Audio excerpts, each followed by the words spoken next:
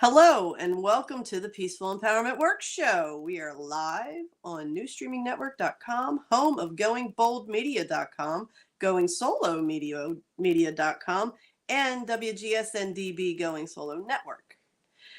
That was a lot. I am your co-host, Kris Burke, and I am here with my co-host in peace, Miss Kris Burke.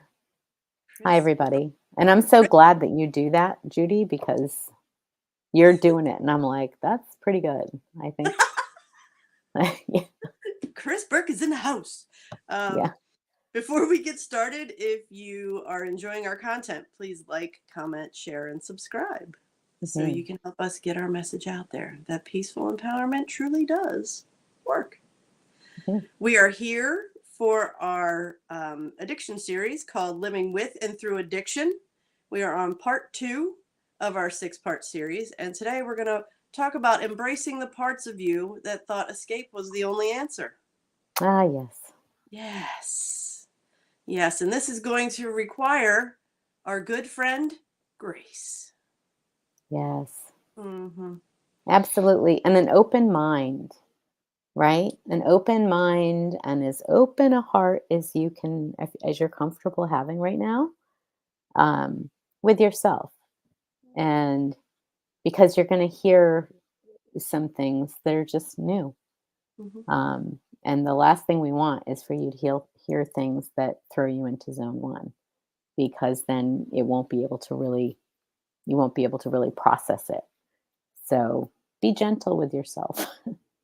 Yeah, absolutely. Absolutely. And if you're just joining us, we'll go over the map in a little bit, but zone 1 is where we experience fight, flight, fear, fawn. That survival technique kicks in. Mm-hmm. All those things we've acquired over our lifetime so that we can make it to where we are today. Yeah. Yeah.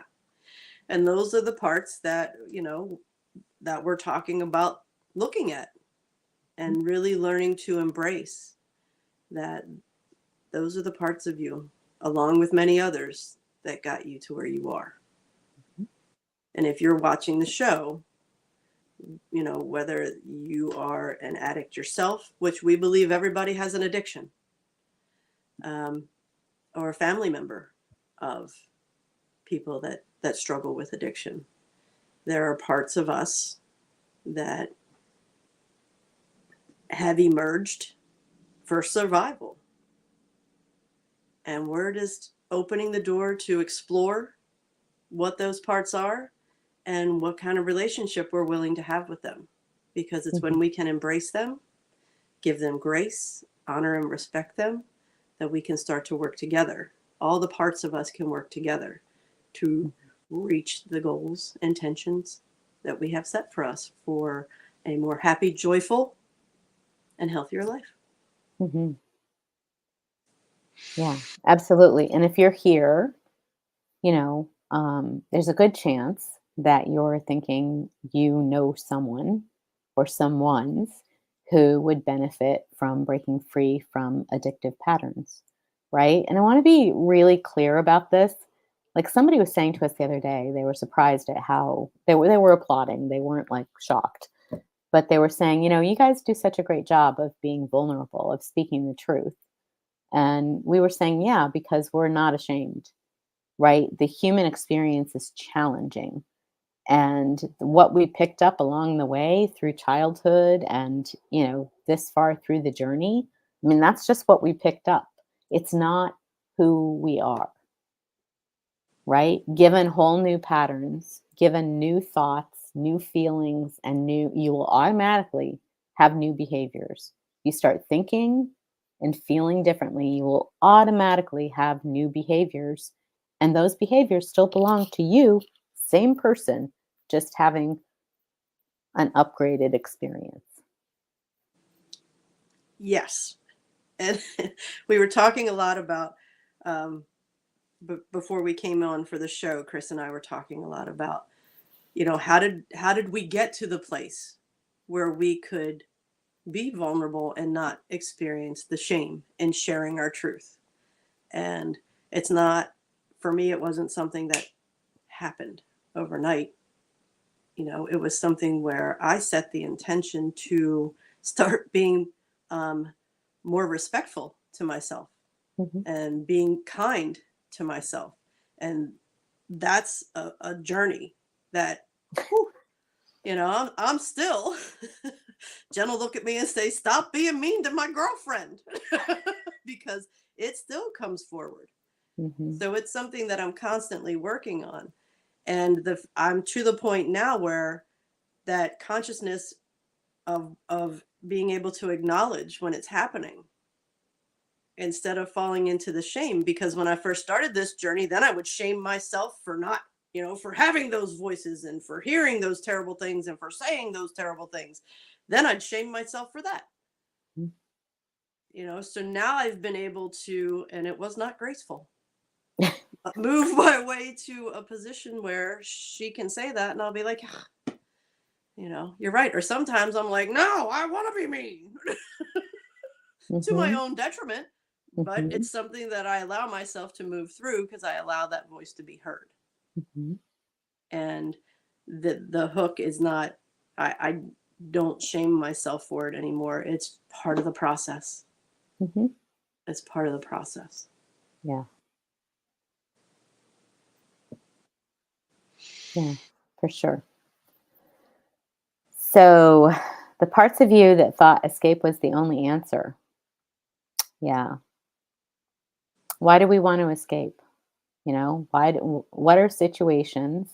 Like, I'll start with one. Go into a high school dance, right?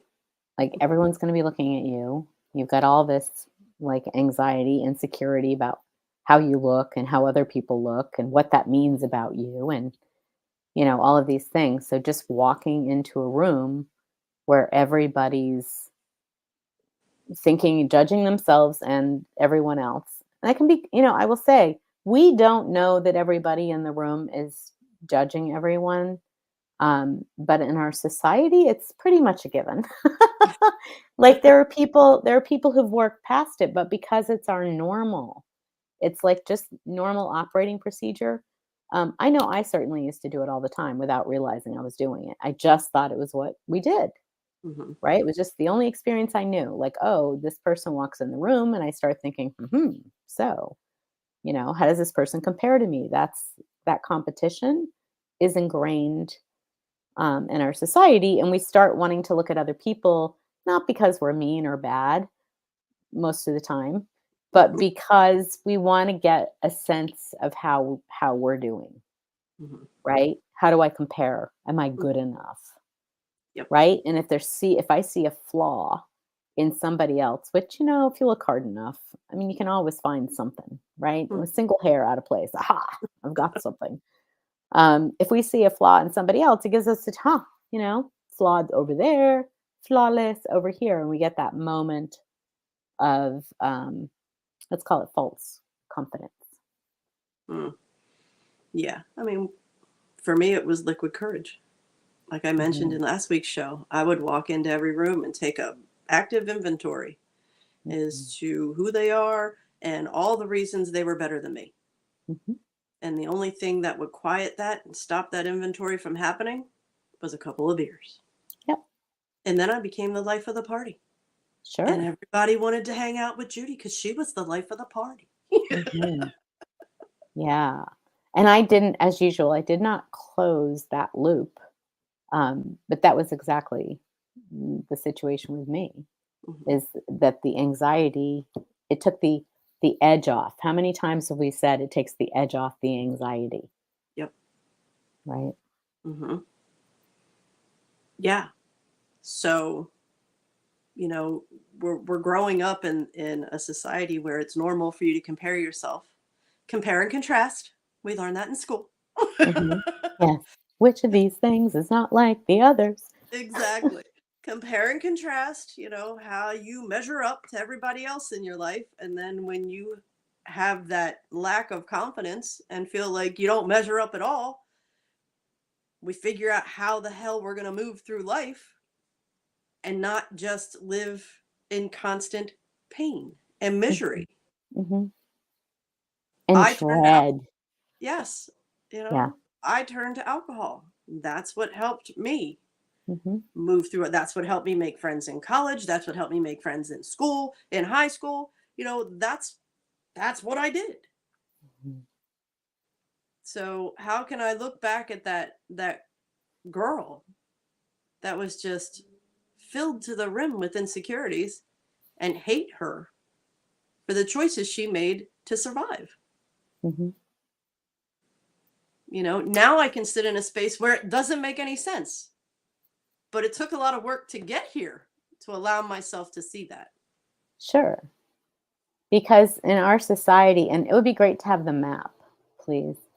In our society, that's what we learn to do is we learn to, everybody's going to get together and we're going to do things that are unhealthy.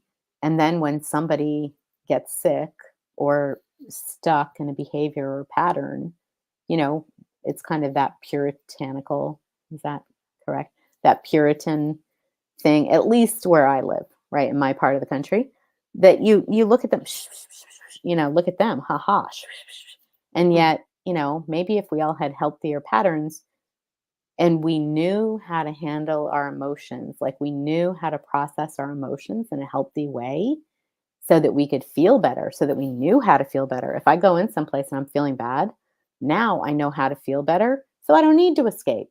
Mhm. Right? But before I knew, what choice did I have? I could sit there being miserable, which bleeding ulcers were my part of my misery, right? Or I could not go anywhere. Mhm. Yeah. Yeah, and those are crappy choices. Hmm. Very limiting choices. Very limiting. Very Hmm. limiting.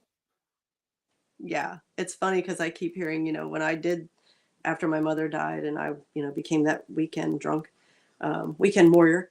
Um, it was easier for me to stop drinking because I stopped drinking because I was preparing my body to have a child, Hmm. and everybody was on board for that. Hmm. So I didn't have those pressures. Now, Yeah. underneath it, I still had the pressure of being the life of the party, but without the alcohol. Hmm. Is that possible? And there was a Yeah. lot of anxiety and stress that came with that. Yeah. Yeah. It's funny. I remember when I was pregnant for my son, I worked at a university and I was walking across campus with him. I think I was taking him to my office to see my colleagues or something. And I always looked about 12 years old, right? I I did well into like 40. I looked like a teenager. And that's changed. But at that time, right, at that time I did, and a couple of people, professors, I don't know, kind of older people who were there on campus looked at me and I kid you not, Wow. yeah, shook their head in disregard. They could not believe they were seeing someone as offensive as me. Mhm. Yeah, and that was not a one time, people made assumptions. Mhm. And then based on their assumption, they concluded whether or not it was okay for me to be me or not okay for me to be me. Mhm. And at that time, as a young woman, a young married woman, with a full-time job, who then ended up going to graduate school with two little kids, and it was like it was very busy. The last thing I really needed was to be walking down the street, like doing my best, and have people criticize me for it, judge me for it, right?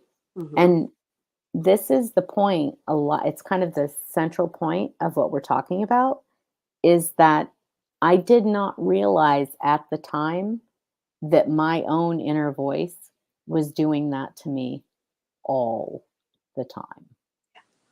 Nobody judges us harsher than ourselves. Nope. No one. Absolutely true.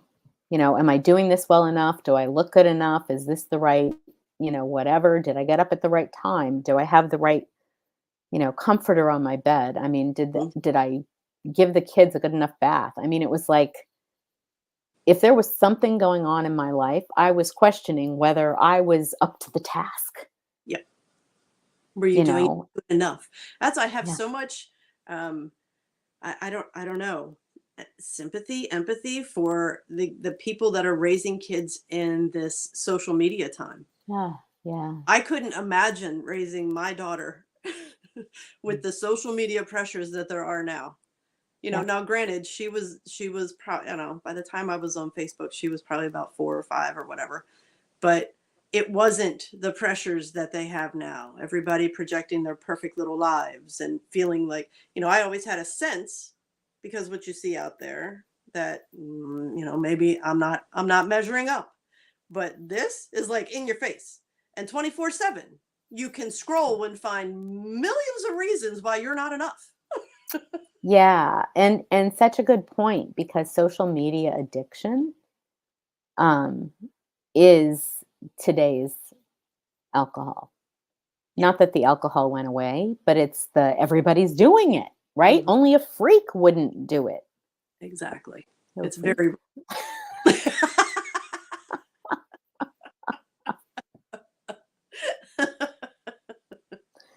It's true.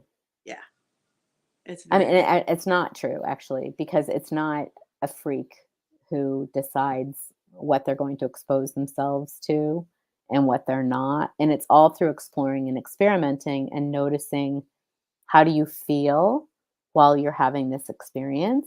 What do you mhm, feel before you have the experience? Like before I decide, I love to watch YouTube. Actually, there are some shows on there that I love. Um, so before I go on there, what am I feeling? Right? What is the feeling that I'm wanting to connect with a few of my favorite people on there? And then how do I feel during it? And how do I feel after? Because that's generally how we know if something is benefiting or not, us or not. If we can be really honest about how do I feel before, how do I feel during, how do I feel after, and all of those are like green lights. Yeah, I love this experience. That's fantastic. But if you can't get out of bed on Monday morning, which happens a lot mhm. for people who have gotten sucked into the patterns, our social patterns, if you can't get up on Monday morning, that's probably reason to. It's a pretty good red light. Mhm. Yeah, I liked what you said. I believe you said it last week too on the show, but you said it again in preparation for today's show. That addiction, um, just like that. How does it make you feel? And so, an addiction that is not healthy for you is going to continuously make you feel worse and worse and worse and worse and worse. Yeah. Because last week we did a little talking about healthy addiction versus harmful addiction, Mhm. and you hit it right there. Something that makes you feel better when you're finished and then consistently builds on that Mhm. joy, happiness, self love. Mhm. That's something that's feeding you, not taking Yeah, from you. that's right. So, That's exactly right. Yeah. harmful, harder, and more painful, it's something that's taking from you instead of filling you up. Mhm. Yeah, absolutely true. Um, and noticing that this is a connection that I made. I don't know. I think maybe I make it every once in a while and then I forget and then I make it again. I'm like, "Oh, look at this connection." It's just the way my head works, but I realize that whatever experience you're having, and I'm not the first one to say this, but I'll use these words that came to me. If the experience, however the experience feels, the results being created by that pattern that's delivering that experience will be the same. Can you say that again, please? Yeah. So, like if we'll get the map up, but let's say I'm having an experience of feeling um, depressed or anxious. Let's use anxiety. Let's say I'm feeling anxious, right? And so I'm like, oh, okay, I'm going to have a drink and I'll feel less anxious. The results of me having it doesn't actually make me feel less anxious. It just tunes me out. It allows me to check out of my experience, to numb my experience, right? And any of you out there who are like, I have a completely different experience, that's cool, Mhm. right? I mean, the people, this is just from my experience and my research and working with other people that we all kind of nod and go, yeah, that's true. But if you have a different experience, honor that, Hmm. right? It's an important part of the process. So for me, it was, I think I'm overcoming the anxiety, but really what's happening is I'm escaping it. And when I sober up and I feel hungover, whatever it is that I was trying to escape is going to land on me like a ton of bricks, Yeah. right? Only now, instead of having options, when you feel crappy because you're hungover and you're beating yourself up because you did it again, right? Again, this is a me experience. I would be beating myself up. How could you do this again? Don't you know better by now, right? I'm not equipped in that time to be able to manage and work through my emotions to resolution, right? All I can do is try to protect myself from them, which means find another escape mechanism. Yep. You throw yourself into zone one, Yeah. and then the loop begins. Yes. And interestingly, you throw yourself into zone one, but you also are playing the role of zone two. And this is like an interesting thing, right? So, fight or flight, fight, flight, freeze, fawn. There's zone one and two. It's just in zone one, we're like, life is happening to me, I'm powerless.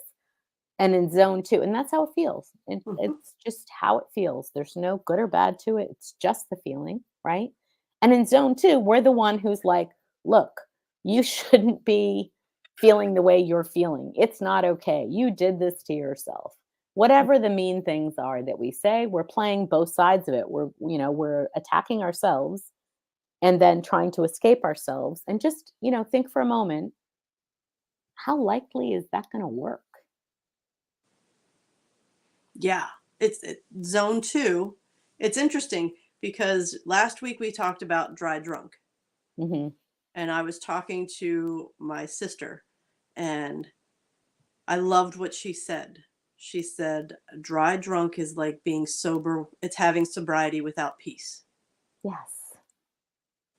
And when you Yeah. have sobriety without peace, Kris and I were saying in preparation for the show, we were talking about how she was able to evolve from making the conscious decision, I don't want to do this anymore, to then not judging the part of her that still today will speak up and say, come on, Kris, you can have just one. Mhm. And I got the visual of in the beginning, you kind of pluck it away. You Yeah, don't let it speak. You don't let it have a voice. Just get out of here, get out of here, get out of here. And yeah, you're constantly either ready for it or it's there and you're plucking, pluck, pluck, pluck, pluck, pluck, yep, pluck. yep, yeah, it's kind of a flick. Hmm. Yeah, Yeah. So, I feel like it would be very beneficial if you would share how you finally were able to stop the plucking. Because it's funny because they have me plucking myself now. yeah, yeah, Just isn't that yeah, you're just like, "No, not that," right? In the beginning, I mean, we go through it's a process. Life is a process. Achieving mastery over our experiences and our lives is a process of learning. Nobody pops down in here and just like, "Poof, oh, look, I got it all figured out." A lot of people pretend, a lot of people are even convincing. It's not reality, mm-mm. right? It just isn't. So I think that really helps. I know that helped me a lot when I started opening up about the experience that I was having the experience I was having. Other people would come over privately and kind of, that thing you said. Like I kind of have that too, right? And I would say, "Oh, wow, that's really good to hear." Right? Instead of like, "What the hell's wrong with you? You're as bad as I am." Right? It was like, "Wow, thank you." Because I'll tell you, if somebody tells me their truth from their heart, and we can tell when people talk from their hearts if we pay attention. Mhm. When somebody tells me their truth from their heart, I am so honored. I'm really grateful because it's kind of like we're in a storm all the time, You just got chaos and nonsense, like just people saying whatever they feel like they have to say to, survive the moment. Mhm. right? To protect themselves, defend themselves from a lot of wounds that we've been carrying for a long time, Mhm. right? And so when somebody like has the courage to share the truth about what they're feeling and we say thank you for that. Mhm. Like I recognize that gift and I recognize that it took you a lot of courage. And what does that say to me? And I'm getting goosebumps as I say this, right? Uh-huh. What that says to me is that you have everything you need inside to choose a different reality and a different experience if you want. And Mhm. choice is huge Huge. It's because everything. in zone 2 is, we develop a plan and then we tell ourselves everything we can't do. Well, I can't do Yeah. that. I can't do that. I can't do that. I can't do that. And then people are like, "Oh, that's right. You can't. You can't. You can't." No. Yeah. No. At some point, can't needs consciously becomes choose. Yeah. And choose is powerful, Yes. Can't is right? powerless. Yeah. Choose is empowering because I'm making the choice to do Mhm. this for me. Yeah. And it's interesting, actually, the way you say that, and you always say the perfect thing at the perfect time.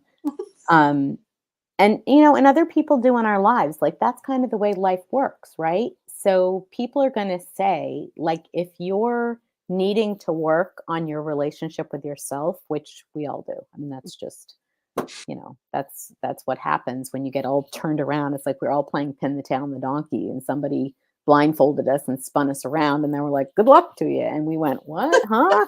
And we're trying to piece together what it is that we're supposed to do by watching the other people who are blindfolded and walking around like this. Mhm. So, it's quite upsetting. And if we're looking at, oh, that's funny because, I went down a rabbit hole now. I completely forgot. Oh, I know what it was.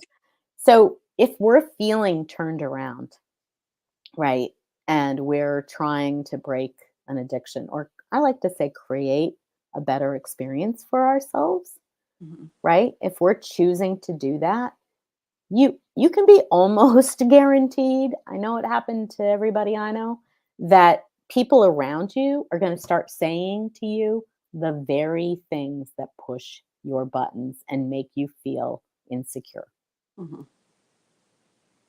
right? Yeah. Which, by the way, is great training, right? It used to upset me so much. Like, why are they not supporting me? Can't they see that I'm working so hard at this? Why are they not supporting me? Fast forward down the road, guess what happens? My little voice comes up and says one of the things that they used to say. I'm prepared Mhm. because they helped me to train.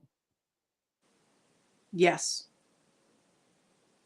Yes. And I'm hearing that it's really important that we share the fact that, through that training, through them saying the things that triggered you, they also triggered the judge within you. So Yes, it gave you the gift of working with your judge, learning yes, to give yourself grace, yeah. and when you're no longer ruled by the judge within you, you don't give a shit what anybody else feels about you. No, and when you don't care, and this is the part that I love the most, and when you're not bothered by it or worried about it or reacting to it, it hardly ever happens. And when It, it does, you hardly notice, yep. right? It's like the dragonfly, not dragonfly, a dragon, like a little, I'm seeing a little dragon, right? It's coming up and it's like blowing fire on you and it's biting you and it's clawing you and it's doing all these things. And you're like, my God, this dragon, right? And then you go through this process of making peace with yourself and a housefly comes up, Hmm. right? And you're like, oh, yeah, it's just a house. Like so you're still you. And maybe they're saying the same things, but you don't care because you're good with you and you recognize you're taking good care of yourself. You're feeling better. Your life is working better. And you're willing to celebrate yourself for that. And celebration is huge. Huge.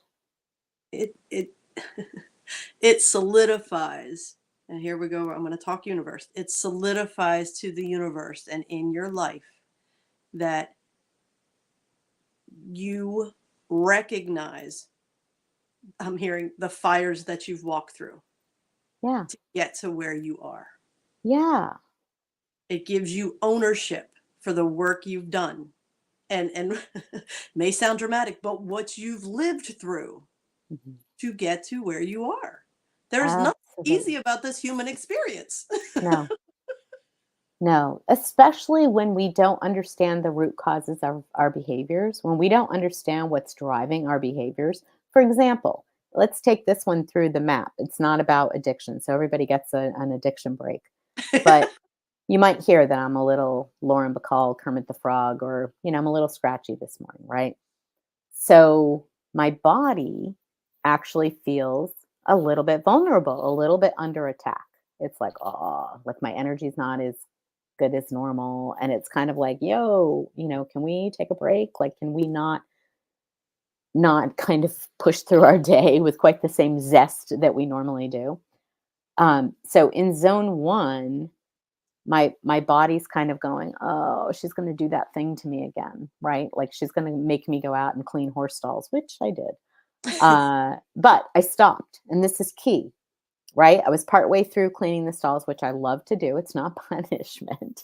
I was partway through doing it, and I was like, oh, I don't feel so good. So I sat down, I listened to my body, and I sat down on the ground, and I just breathed, and I said to myself and to my body, like, we don't have to do more than we can do right now, right? If this is what we can do, this is what we'll do. And we'll go back inside and we'll, blah, blah, blah.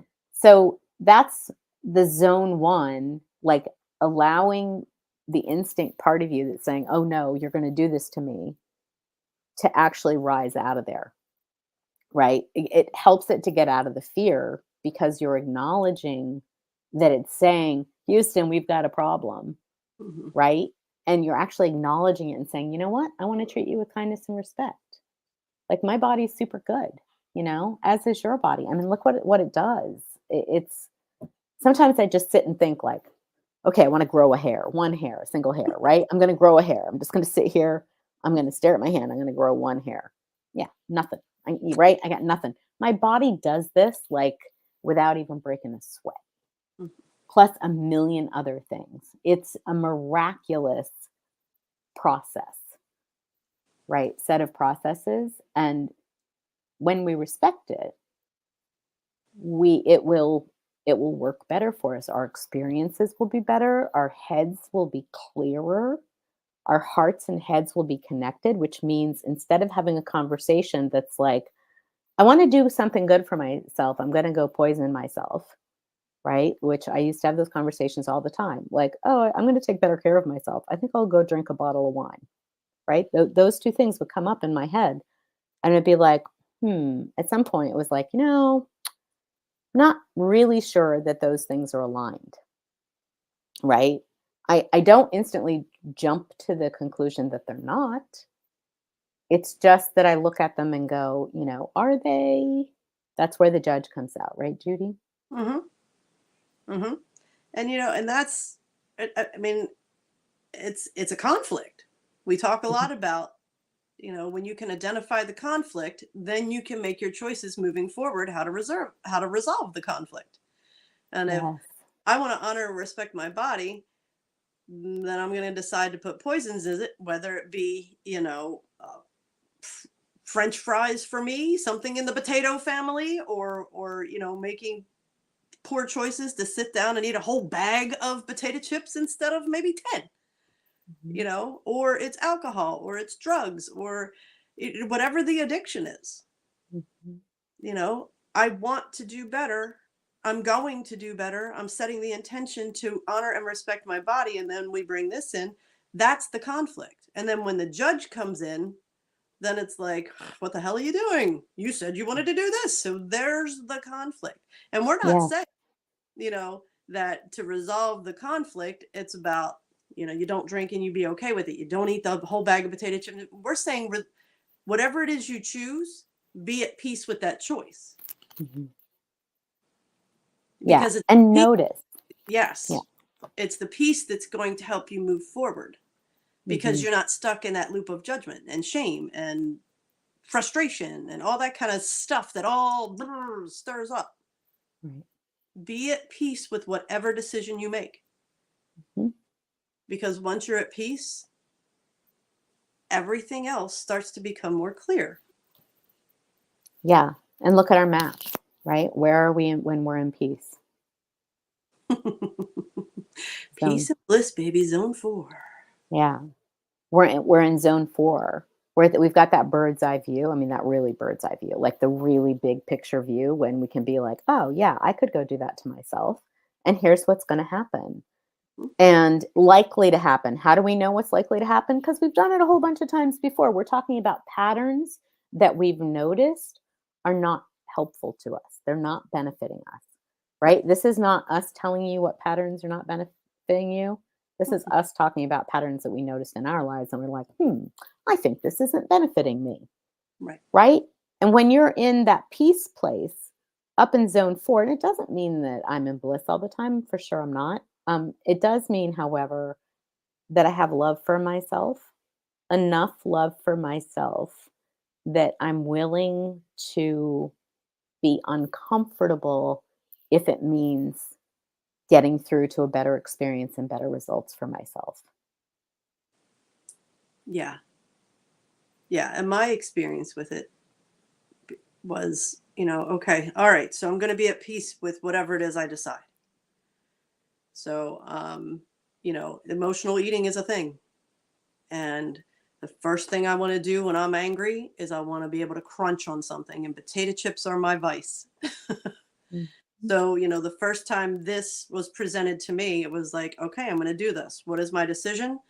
I'm not going to eat the whole bag, but you know what? I'm going to fill up a bowl. Mhm. It's going to be more Yeah. than chips. I'm going to fill up a bowl, and I'm going to be at peace with that because I understand I'm angry right now. And this is what this is what I'm being told, no matter it's my head or my heart, that this is what is going to help me right now. And I'm going to be at peace with that. Yeah. And, because the concept to me was like, yeah, okay, like that's going to quiet my judge. Right. Right. And it was amazing how it just did. It did. Well, it does, because let's think back to, and Judy knows this, right? I'm just sharing this with the newbies here. Um, as we're thinking back to fight or flight being in zone 1 or 2, it's that conflict, right? Zone 1 is like, trying to escape, and zone 2 is beating up on the zone 1 that's trying to escape, right? So there's this conflict, and the moment you're like, it's okay to be in zone 1, it's okay to be in zone 2, nobody's judging, the energy just changes, and it's like, "What?" Yeah. Yeah. It's funny because I described it because, this is a tool we use and is taught to our students. So I was describing it to my classmates, and it was like it felt like I was observing my behaviors in zone 1 and zone 2, not Mhm. judging them, because then when I'm in it is when I judge it. But I was Right. able to remove myself from being in it and watch it. And being able Yeah. to watch it, I had so much compassion for that Judy in zone 1, who I call Rapping Rhonda. I had I had so much passion for Rhonda because she was just trying to survive. Mhm. And being able to see that and not judge it was like, whoo, Mhm. wow. Yeah. So the more I It's was able to life-changing. that, yeah, the more I was able to practice that and really become the observer of the pattern. And that's huge. Like Kris said, it's about the pattern. When I was able to observe the pattern, then when the conflict came up again, I could choose something that was healthier, a smaller bowl. Mhm. And it may sound silly that I'm talking about potato chips, but a pattern and a vice, an addiction is an addiction. Yeah. Yeah. So, that, and that was a win. And allowing myself to celebrate those wins kept the wins coming. Because come on, people, who doesn't like to win? Yeah. Yeah. It's true. And it is those tiny, tiny changes that we make in the way we think about things that actually makes this whole new us unfold. Yeah. Right? And it's one step at a time. It's listening to yourself and being like, okay, where am I now? How am I doing? What do I need? Hmm. And I think being really committed to ask for trusted help when you need it, and ultimately to always go back to other people can say whatever they say and you'll take it under advisement, but the ultimate decision, this is your life. Mhm. The ultimate decision is yours. And when you listen to yourself, when we dare to get really quiet and listen to ourselves, we know what we need. Yeah. Yeah. When you're making a choice, I always like to tell my clients, how does that feel to you? How does that choice feel in your body? Hmm. Because if it's the right thing for you, your body's going to let you know. Just Yeah. like if it's the wrong thing for you, your body lets you know. Yeah, for sure. Yeah. And in fact, we were talking about this morning about getting to a place like I didn't quit. I say this to people all the time. Like I didn't quit drinking. I set the intention that I wanted to take better care of myself, and that included not drinking. And then I admitted, I mean, it sounds like an AA thing, but there's a reason for that. Then I admitted from inside my pattern that I'd been doing for decades, I wasn't able to get leverage on my pattern. It just I kept saying, "That's it. I've got this. I've got this." And then it was like tsunami. Whoosh. I don't got this. Right. And it was, okay, this time I got it. Right. And what really happened is when I was like, I need help. Like, if this is even possible, because I wasn't 100% sure it was even possible. I was like, look, whoever's listening, and this is what I do. I have a thing about, you know, whoever's listening out there or in there, I need help, right? Show me the way. Let me run into the person who's going to give me the advice or hand me a book or, whatever it is, have a thought pop into my head that goes like, oh, I get that. And it was as if over the course of the next several weeks, it wasn't instant because I had to, it's a process. Again, I had to internally prepare myself. I had thoughts coming up like, well, how am I going to go out to dinner Mhm. if I can't have a glass of wine? Because honestly, when I went out to dinner, that was the part of going out to dinner that I liked. Mhm. So how am I going to do that? What's that going to look like? Right? What about when I get invited over to friend's house and they're like, "Oh, you want to have a glass of wine?" And I'm going, "Oh, yeah, and I'm not drinking anymore." That can bring up all kinds of like, "Oh, Mhm. really? What's that all about? I didn't know you had a problem." Yeah. Right? Or take the "why do you think you're better than me" attitude. Yeah. Yeah. You can get a whole, a Mhm. number of things, but all of them telling you they're very uncomfortable because they just judge themselves. Mhm. They don't really care what you're doing or not doing, but they just judge themselves because they're like, "If she's doing it, I should be doing it." Mhm. Right? We don't very often say that. So No. I had to go through all those scenarios until I got to a place where is my health and happiness worth it to me? Like worth the discomfort of learning how to navigate these situations without having bombs go off everywhere. Oh, there's Cece. Yeah. She's like, "Wrap it up." That's what her comment really wanted to be. Wrap it up, ladies.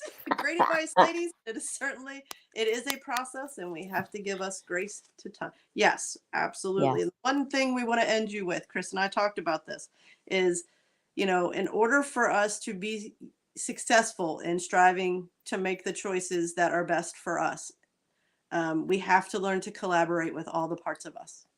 Mhm, And that's, giving them their voice, honoring and mhm. respecting what they have to say. And then at the end of the day, drop into your body, drop into your heart, and make the Mhm. decision that's best for you.